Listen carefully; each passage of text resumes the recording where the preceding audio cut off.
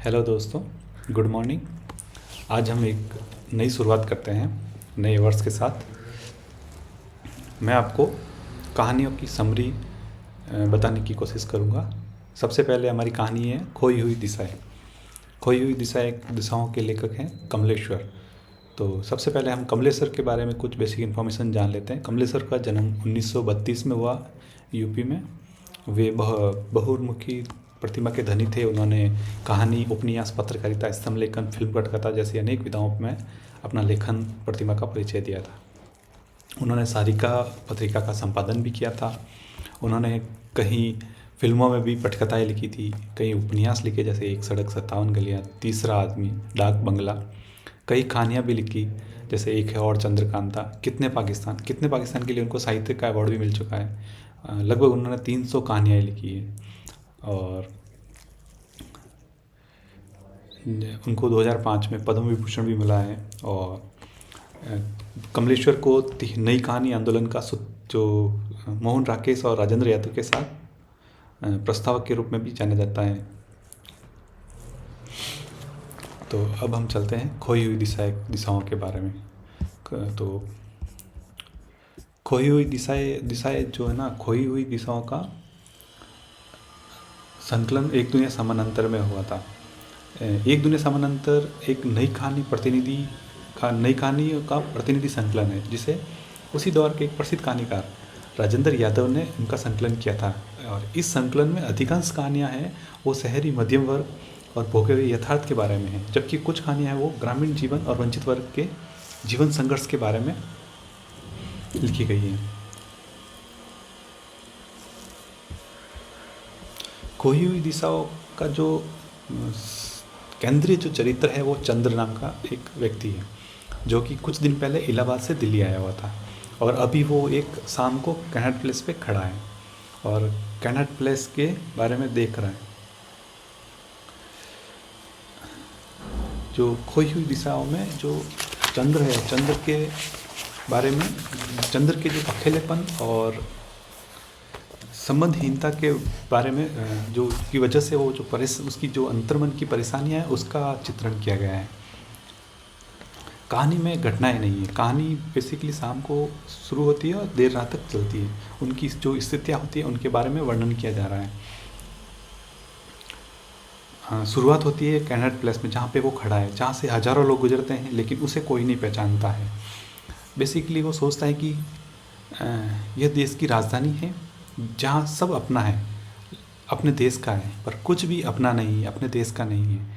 ये इस कहानी की एक सेंट्रल लाइन है। तमाम सड़कें हैं जिन पर वह जा सकता है, लेकिन वे सड़कें कहीं नहीं पहुंचती हैं।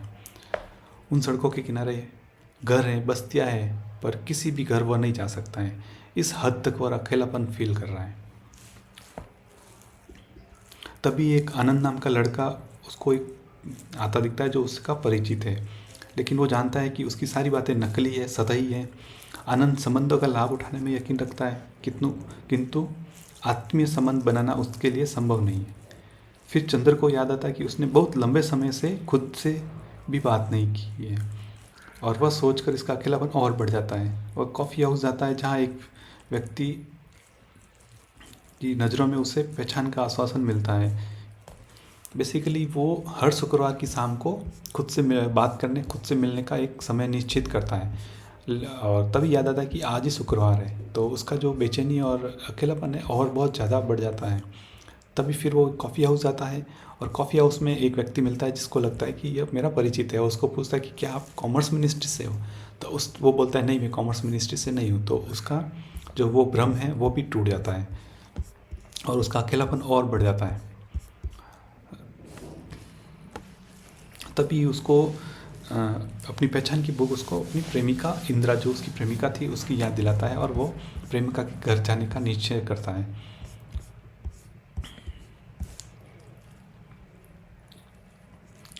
और वहाँ से वो एक बस लेता है और उस बस का जो परिचालक है वो एक पहचान का भाव उसमें दिखाता है। तो चंद्र को एक अच्छा सुकून मिलता है। लेकिन जब कुछ ही समय के बाद टिकट के मूल्य पर परिचालक के साथ तो एक बहस हो जाती है, तो उसका ये भ्रम भी टूट जाता है और फिर अकेलापन उसका वापस हावी हो जाता है।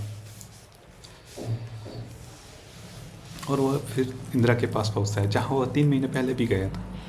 और 3 महीने पहले इंदिरा को अच्छी तरह याद है कि चंद्र को दूध से चिढ़ है, कॉफ़ी उसे धुआं पीने की तरह लगता है, चाय में 1 चम्मच चीनी ही लेता है, क्योंकि दूसरी चम्मच से उसका गला खराब हो जाता है।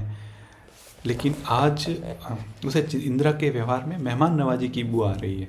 जैसे ही इंदिरा ने पूछा कि चीनी कितने दूँ, तभी एक झटके में उसका सब कुछ बिखर गया। उसको लगा कि ये भी मुझे नहीं जानती है। तो उसका जो अकेलापन है, अंदर का जो अजनबीपन है, वो बहुत ज़्यादा हावी हो जाता है। और फिर अंततः अपने घर पहुंचता है, जहां अपनी पत्नी निर्मला से प्रेम की राहत महसूस करता है और निर्मला के साथ फिर अपनापन फील करवाता है। उसको फिर सुकून मिलता है कि कम से कम मुझे ये तो पहचानती है। किंतु जो अकेलापन का उसका जो भय है, वो रात को सोते हुए और तेज हो जाता है। रात को न नींद आती है, करवटे पर वो परेशान होता रहता है और अचानक रात में उठकर निर्मला को झकझोरता है, पूछता है, मुझे पहचानती हो निर्मला?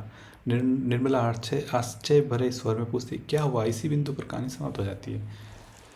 बेसिकली ये जो इस कहानी में जो बताया गया है वो है कि यह नवलेखन की कहानी है, जिसमें शहरी जो मध्यम वर्ग है वो केंद्र में है, और शहरी मध्यम वर्ग है जो पहचान के संकट से जूझ रहा है और अकेलेपन से जूझ रहा है। और इस अकेलेपन से उसका मानसिक तनाव किस हद तक चला जाता है, और उसकी वजह से उसको शारीरिक परेशानियाँ भी आने लगती है। उसका जो आत्मनिर्वासन और अजनबीपन भावना को पूरी तरह से निचोड़ लेता है।